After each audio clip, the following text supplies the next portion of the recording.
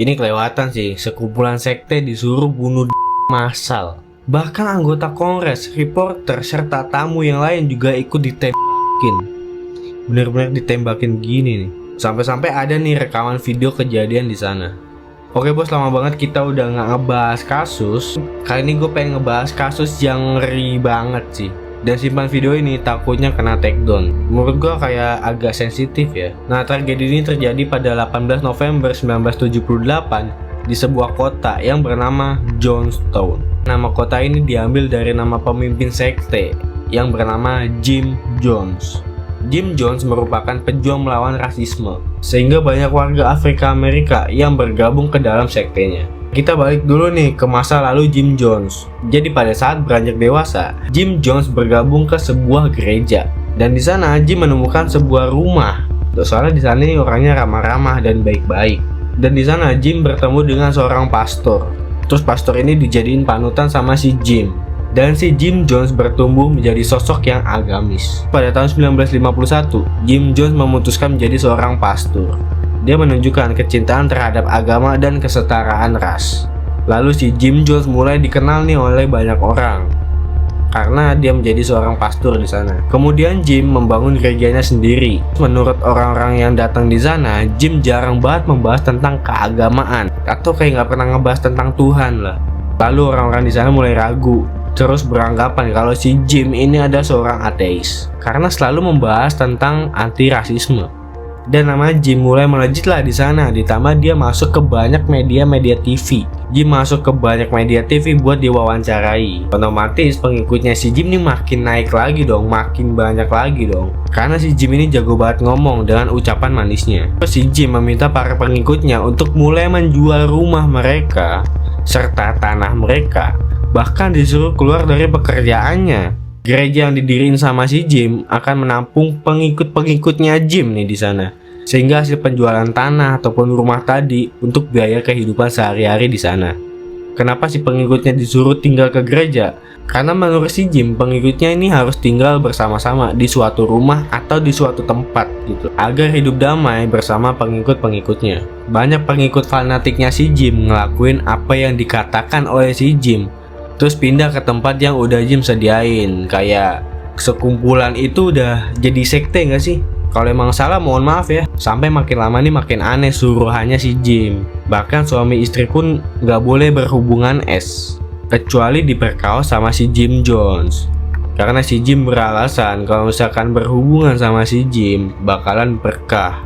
Karena pengikut-pengikutnya si Jim ini didoktrin kalau orang yang paling suci adalah si Jim Jones. Ada pengikut yang cepu dan ngelaporin kalau aturan si Jim ini udah nggak bener, udah nggak beres. Pemerintah akhirnya ngelakuin investigasi terhadap sekte atau sekumpulan orang-orang di sana.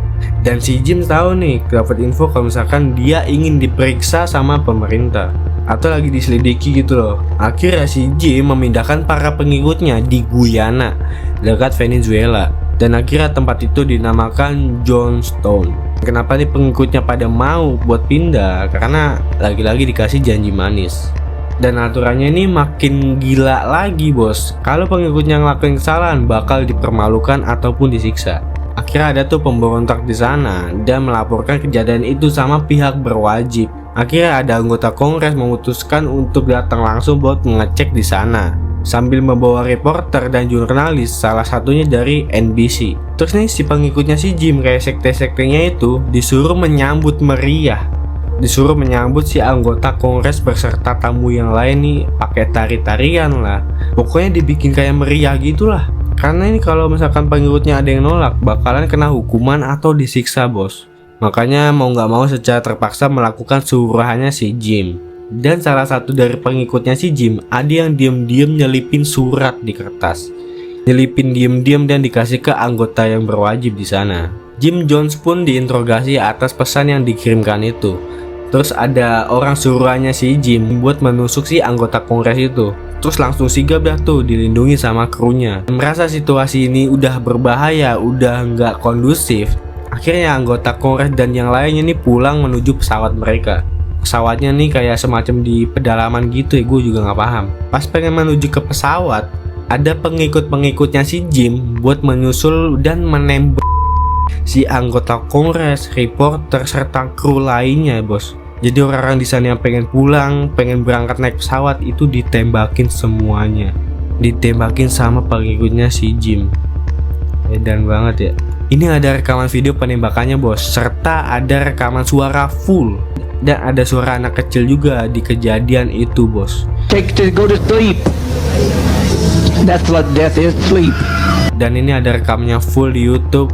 Dan gue nggak berani nampilin banyak-banyak di sini karena takut kena takedown. Di sini si Jim tahu kalau dia dan pengikut-pengikutnya ini udah nggak aman lagi karena udah membunuh anggota kongres beserta yang lainnya. Pasti ada anggota lain yang bakal datang dan menghukum si Jim. Jim Jones nggak mau dihukum sendirian. Akhirnya si Jim Jones menyampaikan khutbah terakhir, menyampaikan pidato terakhir gitulah, sama si semua pengikutnya. Dia memberikan minuman beracun ke semua pengikutnya bos, dan disuruh minum. Bahkan anak kecil pun juga disuruh minum. Jim mengatakan bahwa ini adalah jalan satu-satunya menuju perdamaian abadi.